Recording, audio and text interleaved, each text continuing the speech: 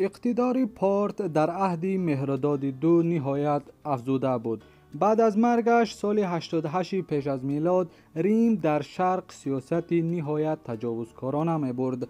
هر دو طرف دریای فرات را همچون سرحد دو مملکت مقرر کردند، ولی عملیات تجاوزکارانه ریمی ها ناگزیر تاجیکان را نیز به جنگ و جدال می کشد، علل خصوص که پارت ها هم فعل و خوی تیز داشتند. اولین محاربه ها سالهای 65 پیش از میلاد رخ داده بود.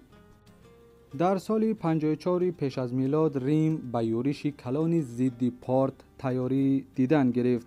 به لشکر ریمی ها کرس نام لشکرکشی مشهور سروری میکرد، ولی کرس جای محاربه ها را خوب نمیدانست و با اصول جنگ پارت ها نیز شناس نبود. قسمی اساسی لشکر تاجیکان با سرداری خود شاه آرادی دو به ارمنستان داخل شدند و امید داشتند که لشکر کرس به آنجا می آید، ولی کرس به وادی برآمد، به طرف میان رودان رسیپار شد و ضمناً به حساب نگرفت که لشکر سواره پارت محض در وادی خفی زیاد دارد. لشکر ریمی ها از فرات گذشت و لشکر پارت ها قصداً عاقب نشینی را وانمود کرد و با فریب دشمن را از پس خود به مسافه 3-4 روزه به یک محل دوردست خلوت آورد. لشکر پارت ها با سرداری سورانه به محاربه نغز تیاری دیده بود.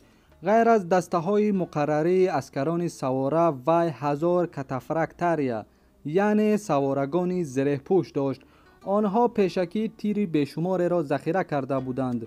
9 می سال 53 پیش از میلاد در قریبی شهر کره پارت ها به لشکر ریمی ها در افتادند.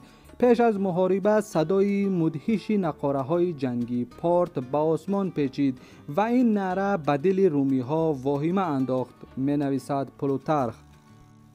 پارت ها به یک بارگی چادر از کتف پرتافتند و در پیش نظر ریمی ها چون علنگه آتش جلوگر شدند. خودی زره آنها از فولادی مراغه بود و در آفتاب رخشیده چشمها را می برد. اسبان آنها هم زره مسی و آهنین داشتند. خودی سورانه پیش برآمد که مرد بود قوی هیکل و خوش سیرت. پارت ها تیز صفی سیرک کشیدند، از دور قریب نشان می گرفتند. رومی ها چنان زیچ می ایستادند که کس خواهد هم تیرش خطا نمی رفت. رومی ها را تیرباران می کردند و کمانهای کلان ذهن سخت خود را با تمام قوت قطع کرده تیرهای جانشکار را رها می نمودند و ضربه های سختی کرایی می زدند. در چنین شرایط حال ریمی ها تباه شد. کرس این را دیده بهترین قسمهای لشکر خود را با سرداری پسرش به جنگ درآورد. پارت ها ناخواست قفا گریختند. وقتی که دسته ریمی ها پارت ها را تعقیب کنان خیلی دور رفتند، پارت ها یک باره خود ریمی ها را احاطه کردند و همه را از دم تیغ گذرانیدند. لشکری رومیان در تاریکی شب راهی گریز را پیش گرفت، ولی خلاص شدن نتوانستند. در نهایت کار اکثر سربازان ریمی کشته شدند، باقی مانده آنها اسیر افتادند. کرز نیز هلاک شد. سر او را از تن جدا کردند و همچون غنیمت به آرادی دو آورده دادند. موافق بعضی مأخذها رومیانی اسیر افتاده در ناحیه های مرو مسکون کرده شدند. در آنجا لگیونرهای ریمی خانه و بچه دار شدند و در لشکر پارت ها خدمت میکردند.